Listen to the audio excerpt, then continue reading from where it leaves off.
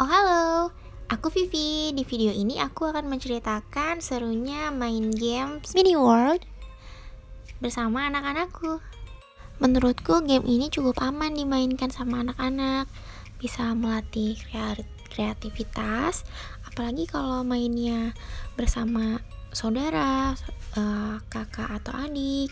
Itu bisa untuk kerjasama juga. Oke, langsung aja. Ini aku udah pilih mapnya. Aku pilih yang di pinggir pantai, agak panjang, luas. Itu aku screenshot dulu biar nanti bisa before dan after. Aku mau membangun desa di sini dan mengumpulkan orang-orang desa di sini. Ini yang menurut aku seru karena di video ini aku misinya yaitu membuat monster-monster yang natskal menjadi warga-warga desa yang baik dan bisa bekerja. Tapi aku nggak tahu nih kenapa avatar aku yang ini tuh joget terus. Kita nonton dulu dia joget ya. Haha, ternyata nggak sebentar, dia jogetnya nggak berhenti-berhenti, nggak ada capeknya.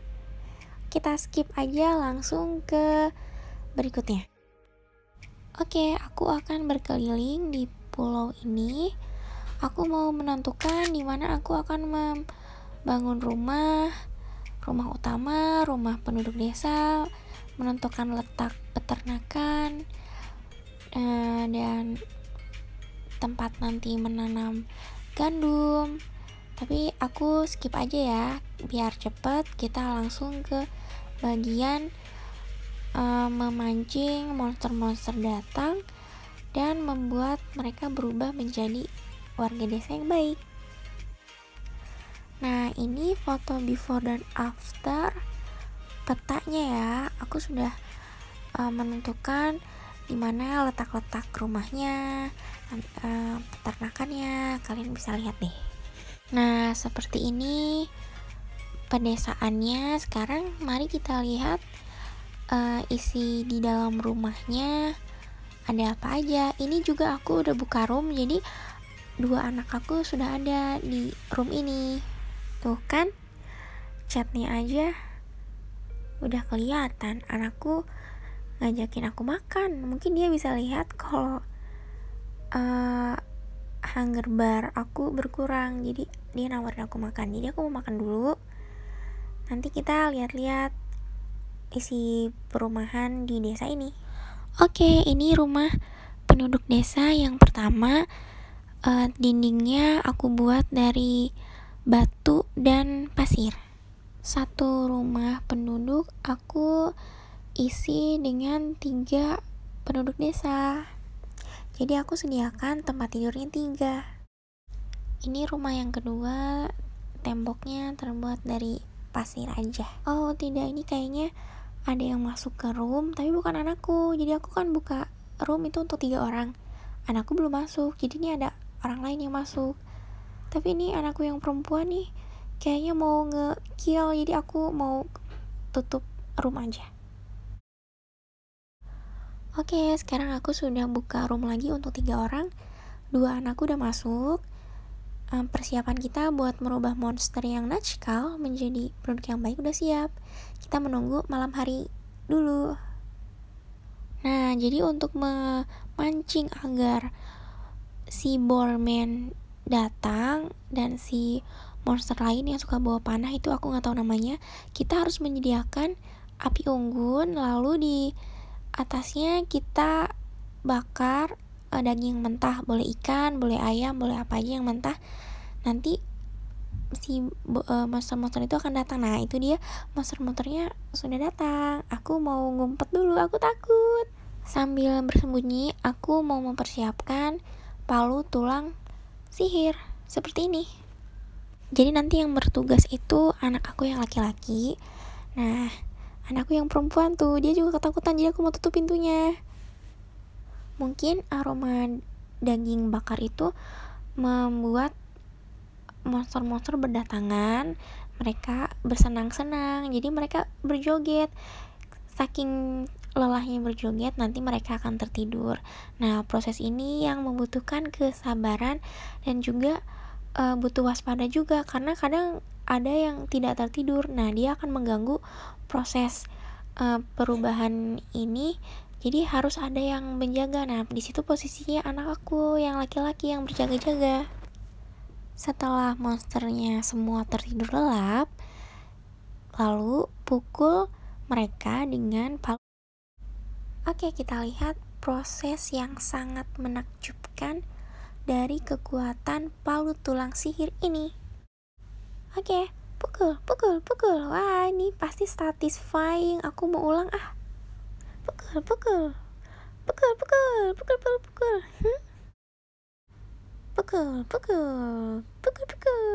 Yeay, berubah.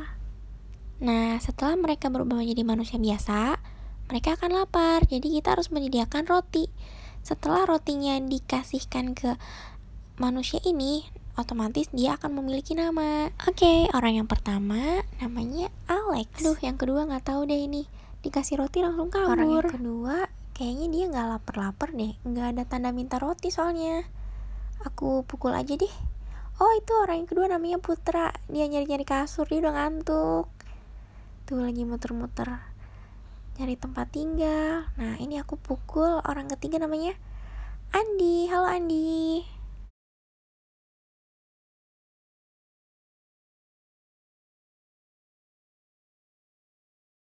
Nah, ini yang menurut aku bagian paling sulit, yaitu mengarahkan orang-orang desa baru ini untuk ke rumah mereka masing-masing. Jadi aku kan sudah menyediakan rumah dan tempat tidur untuk mereka tinggal, tapi kadang mereka suka muter terus.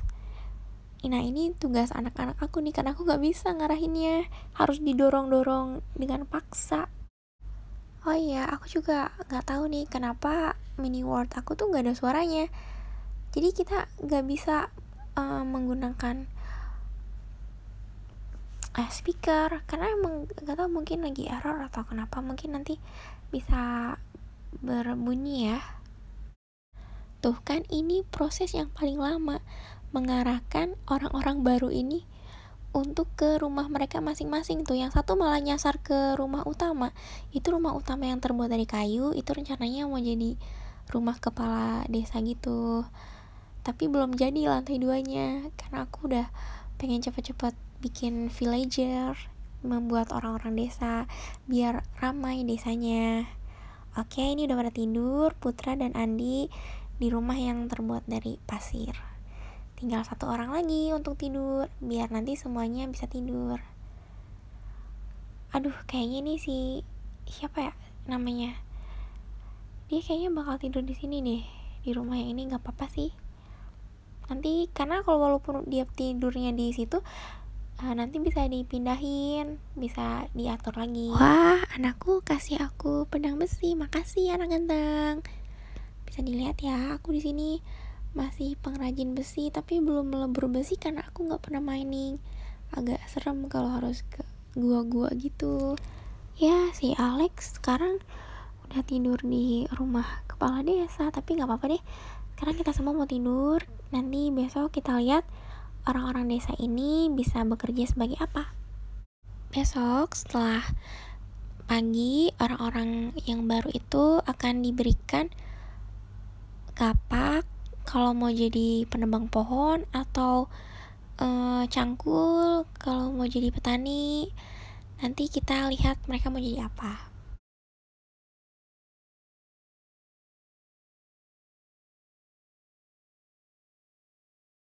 Nah, ini anak-anak aku lagi mencoba memberikan mereka pilihan mau kapak atau cangkul atau alat lainnya, dan ternyata mereka menolak semuanya.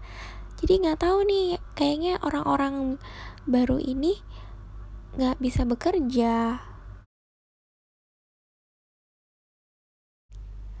Wah, ini orang-orang ini benar-benar tidak bisa bekerja.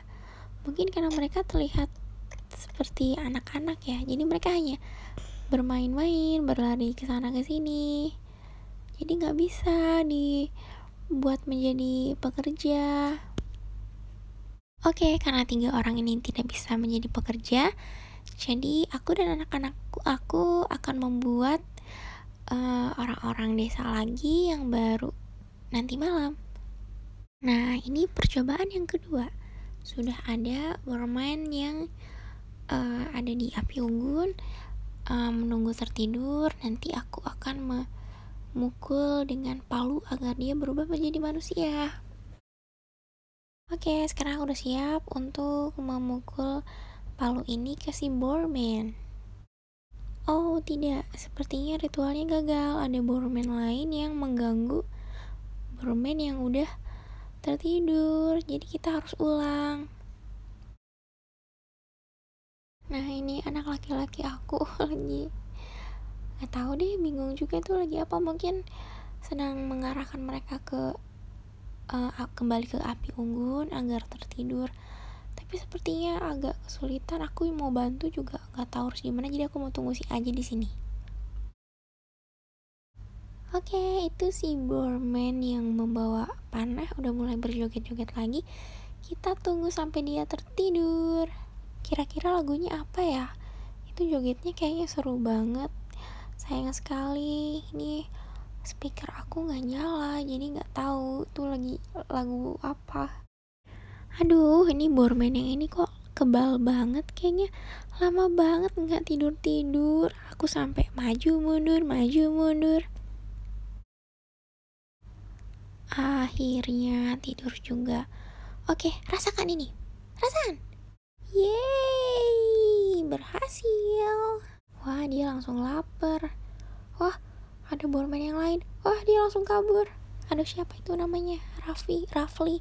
Nah, ini nih yang bagian bahaya tuh, kadang orang-orang yang baru itu kadang jadi sasaran Borman yang najkal. Jadi kita harus ngelindungin dulu sampai besok pagi atau sampai dia tidur baru aman. Emang jago banget ini anak aku. Si Borman satunya udah terpancing juga sama ayam bakar di api unggun. Dia udah tidur. Bentar lagi dia akan berubah menjadi penduduk desa juga. Nah, ini anakku juga udah masuk room, anakku yang perempuan yang cantik. Dia mau bantuin ibu dan kakaknya buat mengarahkan orang-orang desa baru ini untuk tinggal ke rumah masing-masing. Wah, orang desa yang kelima ini perempuan. Aku kasih roti, kira-kira siapa ya namanya? Loh, namanya Fendi. Berarti laki-laki dong. Tapi kok cantik? Nah, ini ada kesalahan teknis nih. Jadi pagarnya belum ditutup. Warga-warga desa yang baru lahir ini jadi kabur, jadi makin susah ngarahin mereka ke rumah penduduk. Dan ini kan malam hari juga, banyak monster-monster berkeliaran, jadi makin ribet ini jadinya. Oke, di hari berikutnya kejadian yang semalam udah di skip. Sekarang kita lihat warga-warga desa yang tadi malam lahir itu, di pagi hari mereka ternyata bersedia menjadi pekerja, jadi petani. Jadi setiap hari mereka mengumpulkan hasil panen, dan mereka juga menyebar bibit, menanam bibit, dan hasilnya itu mereka akan simpan. Makanya kita juga harus menyiapkan chest di dekat lahan panen, atau kita bisa simpen chestnya di tempat tinggal mereka masing-masing. Jadi setiap mereka mengumpulkan hasil panen, mereka akan menyimpannya ke dalam chest itu. Seneng banget orang-orang baru yang ini, mereka bisa bekerja dan lumayan banyak nih. Anakku membuat Borman menjadi penduduk desa, dan rata-rata mereka jadi petani. Jadi aku bisa tenang kalau punya lahan pertanian yang banyak, ada yang mengelola. Mereka bisa menanam bibit-bibit yang sudah dituai, dan mereka juga bisa menyimpan langsung di chest, jadi lebih praktis. Sekarang aku mau coba kasih bibit yang aku punya ke villager ini, para petani.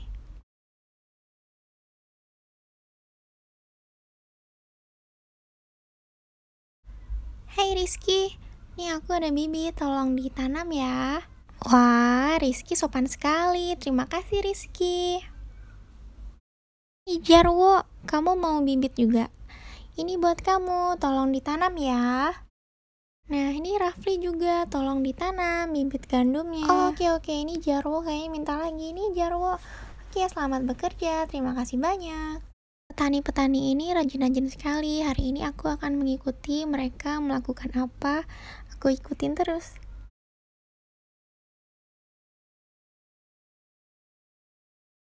Ini cuaca sedang hujan, jadi agak gelap, bukan karena malam ya.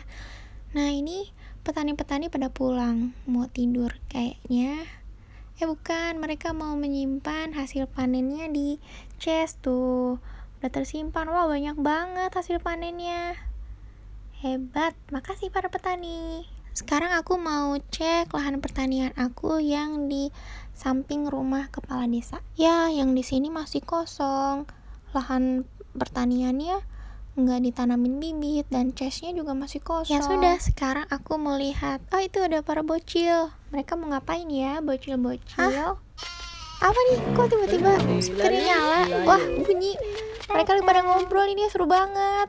Joget-joget. Wah, bocil nih. Wah, seru banget ini. Sekarang videonya nggak sepi lagi. Wah, ternyata semua aktivitas ada suaranya ya. Ada suara sapi dari peternakan, ada suara langkah kaki, ada orang-orang bekerja. Seru banget. Kalau gitu, sekarang aku ngapain ya? Loh, apa ini? Loh, kamu siapa? Kayak buah jeruk. Ya deh, gak apa-apa, biarin aja buah jeruk di situ. Aku mau lihat aktivitas petani yang lain ya. Nah, itu ada adik tuh. Adik, kamu ngapain? Oh, kamu mau nanam bibit di situ ya? Loh, kok nggak jadi? Kamu mau kemana? Aduh, nggak jelas.